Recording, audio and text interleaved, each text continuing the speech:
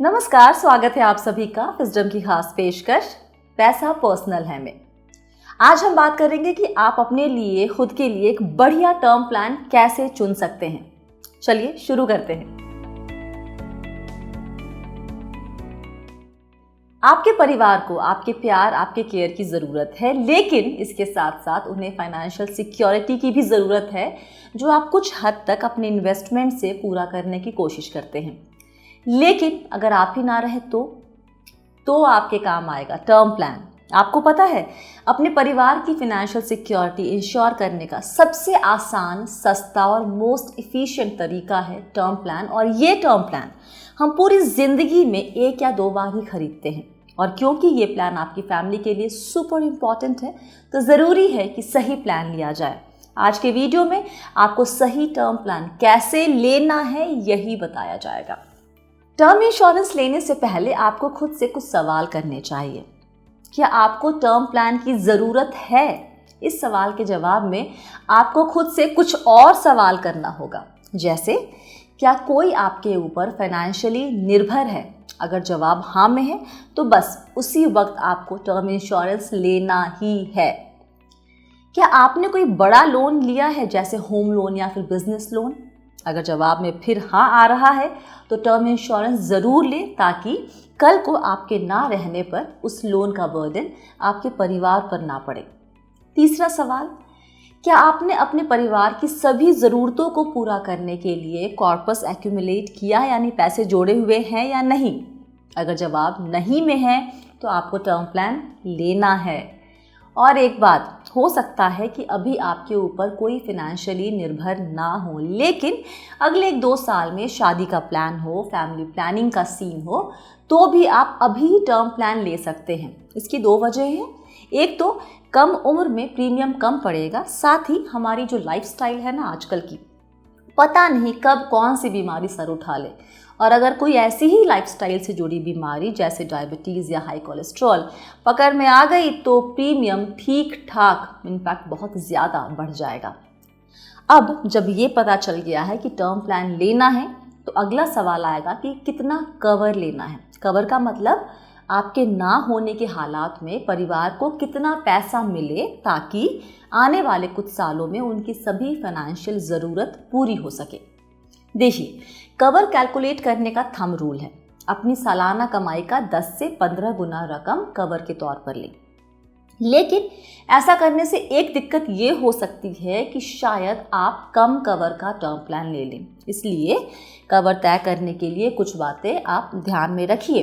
पहली बात, लाइफस्टाइल बनाए रखने के लिए शॉर्ट टर्म खर्चे जैसे बेसिक ज़रूरतें और मंथली खर्च, इसे हम लिविंग एक्सपेंस भी कह सकते हैं। दूसरी बात, लंबे वक्त के फाइनेंशियल लक्ष्य जैसे बच्चों की पढ़ाई, शादी, रिटायरमेंट के बाद के लिए पार्टनर के खर्चे। तीसरी चीज़, जायज़ा लें अपने लोन का, जैसे घर के लिए लोन लिया है, गाड़ी के लिए लोन लिया है, पढ़ाई के लिए कोई लोन लिया हुआ है। और अंत में आपको ये भी देखना है कि आपके पास कुल सेविंग्स कितनी है, इक्विटी में, सेविंग अकाउंट में, ईपीएफ में, पीपीएफ में, वगैरह वगैरह। अब पहले की जो 3 बातें बताई हैं, उसको, वो जो नंबर आपके सामने आया है उसको ऐड करें, और इसमें से आखिरी वाला जो पॉइंट है ना, यानी आपका जो सेविंग वाला पॉइंट, उसको घटा दीजिए, तो आपको अपने कवर का आइडिया मिल जाएगा। जब ये नंबर आपके सामने होगा तो खुद से एक सवाल कीजिए, अभी के लिए तो ये नंबर सही लग रहा है, लेकिन क्या आज से 10-15 साल के बाद भी ये नंबर या जो कवर का अमाउंट आया है आपके परिवार के लिए सफिशिएंट होगा? अगर जवाब आता है नहीं, तो आपके पास 2 विकल्प हैं। एक, कुछ साल के बाद नया टर्म प्लान लेने का, इसमें आपको फिर से सारा प्रोसेस करना होगा। दूसरा ऑप्शन है इंक्रीजिंग कवर ऑप्शन लेने का, जो ऐसे केस में एक बेहतर विकल्प हो सकता है। अब जब कवर अमाउंट भी तय कर लिया है, तो एक और उलझन, कितने सालों के लिए टर्म प्लान लेना चाहिए? जवाब बहुत आसान है, उस उम्र तक जब तक आपको लगता है कि आपके ऊपर कोई फाइनेंशियल जिम्मेदारी नहीं होगी। मान लीजिए कि आपकी उम्र फ़िलहाल है 35 साल, तो आप 60-65 साल तक की उम्र के लिए टर्म प्लान ले सकते हैं, क्योंकि तब तक आपके लोन्स वगैरह चुक जाएंगे, बच्चे भी फाइनेंशियली इंडिपेंडेंट हो जाएंगे और आपने अपने निवेश से एक बड़ा कॉर्पस एक्यूमुलेट कर लिया होगा जो आपके पार्टनर के रिटायरमेंट लाइफ के लिए काम आ जाएगा। लेकिन अगर आपको लगता है कि आप जाते वक्त अपने परिवार के लिए कुछ रकम छोड़ कर जाएं, तो लंबे वक्त के लिए भी टर्म प्लान ले सकते हैं, जैसे 99 की उम्र तक के लिए। चलिए भाई, इस सवाल का जवाब भी मिल गया कि कब तक के लिए टर्म प्लान लेना है। अब आती है राइडर चुनने की बारी। राइडर चुनते वक्त आपको उलझन हो सकती है, इतने सारे हैं, कौन सा लें कौन सा नहीं। तो पहली बात कि आंख बंद करके कोई भी या सभी राइडर ना ले लें। जैसे एक्सीडेंटल डिसेबिलिटी राइडर के बदले सेपरेट एक्सीडेंटल डिसेबिलिटी कवर लेना ज़्यादा बेहतर होगा, जिसमें अधिक बेनिफिट आपको मिल सकता है। इसी तरह से क्रिटिकल इलनेस राइडर के बदले अलग से क्रिटिकल इलनेस पॉलिसी लेना ज़्यादा बेहतर होगा। एक राइडर जिसमें आपको बहुत सोचना नहीं है लेने के पहले, वो है वेवर ऑफ प्रीमियम राइडर। इसे ले लेंगे तो आपके लिए बहुत ही अच्छा होगा। क्यों? मान लीजिए कि आपको कोई क्रिटिकल बीमारी हो गई या फिर कोई डिसेबिलिटी किसी दुर्घटना की वजह से और आपकी कमाई का जरिया ख़त्म हो गया, तो वैसे में आप शायद पॉलिसी की प्रीमियम देने की हालत में ना रहें, और प्रीमियम ना देने पर आपकी पॉलिसी लैप्स हो जाएगी, तो टर्म प्लान लेने का सारा पर्पस पानी में चला जाएगा। ऐसे हालात में वेवर ऑफ प्रीमियम राइडर बहुत काम आता है और इस राइडर को लेना आपके लिए सही होगा। ध्यान दें कि अगर आप क्रिटिकल इलनेस राइडर ले भी रहे हैं तो वो एक्सेलरेटेड कवर ना हो। इसमें होता क्या है कि क्रिटिकल इलनेस डायग्नोज होने पर बेस कवर से ही पैसे निकालकर आपको दे दिए जाते हैं और बेस कवर कम हो जाता है। समझिए इसको। मान लीजिए कि आपने 1 करोड़ का कवर लिया और 25 लाख का critical illness rider. Accelerated cover हुआ तो बीमारी के पता लगने पर आपको 1 करोड़ में से ही 25 लाख रुपए दे दिए जाएंगे और टर्म प्लान का कवर सिर्फ 75 लाख ही बचेगा। तो राइडर लेते वक्त ये इंश्योर करें कि वो सेपरेट कवर हो। आखिर में एक और अहम फैसला आपको करना है। आपको पॉलिसी लेते वक्त सही क्लेम पे आउट ऑप्शन भी चुनना होगा। कल को जब परिवार को क्लेम मिलेगा तो क्या उन्हें एक मुश्त पैसे मिले तो बेहतर होगा, या फिर हर महीने पैसे मिले तो बेहतर होगा, या फिर इन दोनों का मिश्रण।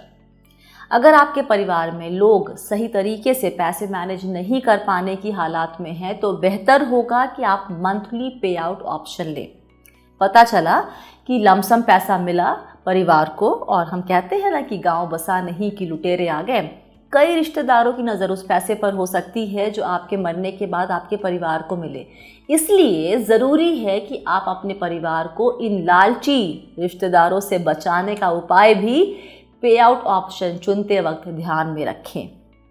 अब सवाल कि कंपनी कैसे चुनें। देखिए, आमतौर पर लोग क्लेम सेटलमेंट रेशियो देखने को कहते हैं। The claim settlement ratio basically measures the number of claims an insurance company has paid against the number of claims made by the nominees और बेनिफिशियरीज।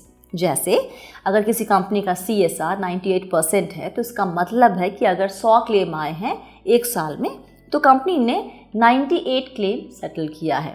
इस लिहाज से देखें तो ये नंबर मायने रखता है। लेकिन अफसोस की बात ये है कि ये क्लियर पिक्चर नहीं देता। मतलब ये कि it does not give any insight into the quality of claim experience your family will get। दूसरी बात, ये नंबर पूरे इंश्योरेंस प्रोडक्ट को लेकर कैलकुलेट किया जाता है, तो इसमें आपको ये नहीं पता चलता कि सिर्फ टर्म प्लान का CSR क्या है। तो आप सिर्फ CSR नंबर मतलब क्लेम सेटलमेंट रेशियो ये देखकर कंपनी नहीं चुनेंगे। आप देखें कि कंपनी कितने सालों से बाजार में है, कितने साल से इंश्योरेंस के धंधे में है, उनकी फाइनेंशियल स्ट्रॉन्ग है कि नहीं, और साथ ही आप उस कंपनी के साथ कंफर्टेबल है या नहीं। जब हमें लेना था तो हमने नई कंपनी के बजाय पुरानी और बड़ी कंपनी चुनी, भले ही प्रीमियम थोड़ा अधिक देना पड़ा।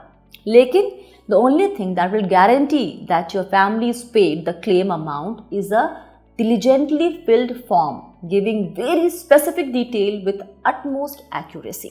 देखिए, इंश्योरेंस प्रपोजल फॉर्म सबसे अहम दस्तावेज होता है जिसमें भरे गए डिटेल के मुताबिक आपको कवर दिया जाता है। आप जो भी डिटेल भरते हैं, क्लेम की नौबत आने पर उसे डिटेल में स्क्रूटिनाइज किया जाता है। तो मेक श्योर कि आप जो जानकारी दे रहे हैं वो सही हो। तो बस भाई, अब आपके पास वो सब जानकारी है जिसकी मदद से आप खुद के लिए सही टर्म प्लान चुन सकते हैं। फिलहाल के लिए इतना ही, बहुत जल्दी मिलेंगे नए वीडियो के साथ। नमस्कार।